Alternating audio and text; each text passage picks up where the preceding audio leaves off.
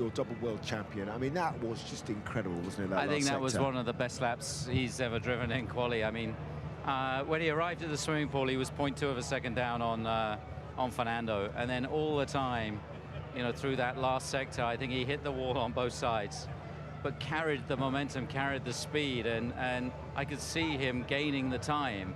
I knew it was going to be close, and then he just did it. It's a Red Bull sandwich on the grid tomorrow. Yeah. So there were some low lows there, but also some high highs. Yeah. So where exactly do your emotions sit right now? But they're sort of somewhere in the middle. It's elated for Max. I mean, what the best, probably the best qualifying lap of his career. And then for Checo, unfortunately, a mistake, too early in Q1. I can only think maybe he was distracted by the Alpine on the right-hand side because he just misjudged that first turn, and the circuit was only going to get faster and faster, so he'll be kicking himself for that. Yeah, and talk us through it from. I mean, he's not the first. He won't be the last this weekend. It seems to be catching quite a few people out.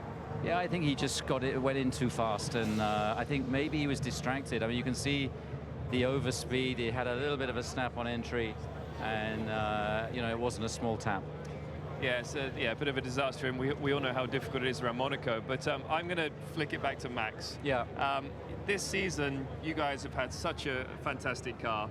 He's from my point of view, it looks like he's been able to take it a little bit easier in qualifying. If he doesn't quite get pole position, it doesn't matter.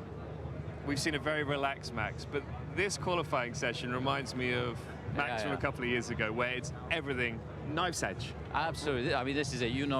The importance of quali here, and that session was, gloves off, and it's a track that doesn't play to the strengths of the car, and we needed Max to be on the top of his form to deliver that today. I think we'll be, if we can get a good start, I think we'll be strong in the race. But one lap, a slow speed circuit like this, the car doesn't get chance to use its strength, so. That was down to him today. Doesn't play to his strengths. It's kind of ominous for the rest if this is a track where you weren't expected to be at your very best at. But yeah, tell us about tomorrow and that front row, because I think everyone's kind of rubbing their hands at that one.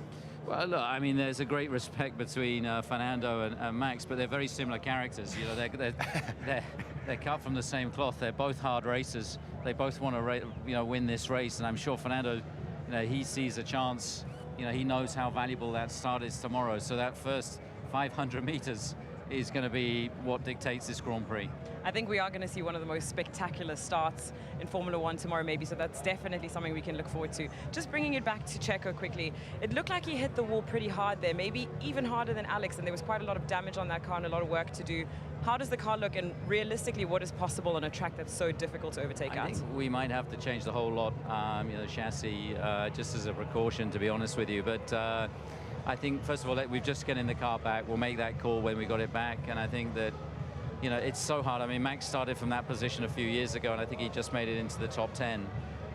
So, scoring points tomorrow, will be the target for Checo, because it's likely to be a one-stop race. You're caught in the crocodile, and you can't use your pace. Max has done a few races from further down the order to the front. Do you think he'll be giving Checo any advice for tomorrow on that? I think this is such a different circuit, such a different venue, that you can be 2.5 seconds off the pace here. We saw Daniel drive around with half an engine and win the race here. So the delta you need to be able to overtake him, because the cars are so wide here now, where there's not really that many passing places. Just quickly, do you think you're going to have to check Max's car as well? Because he did tap a few walls out there. The last one was quite heavy here. Yeah, no, absolutely. So I think we're going to have to check every corner, every wheel rim that he's used today. But, I mean, he was pretty excited when he crossed the line of how hard he touched the barrier.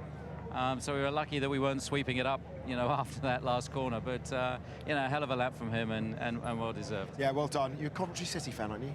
Yeah, how are they going? I don't know yet. It kicks off in about 5 minutes, I think. Okay. So will it be double, I gotta double go and tune in. celebration? You're going to keep an eye on that? I'm going to, obviously, big Coventry fan, know the team inside out. So, no, but wishing them all the best for this afternoon. Top man. Thank you, right, Christian. thanks. Appreciate it. We're going to take a short break. Loads more reaction.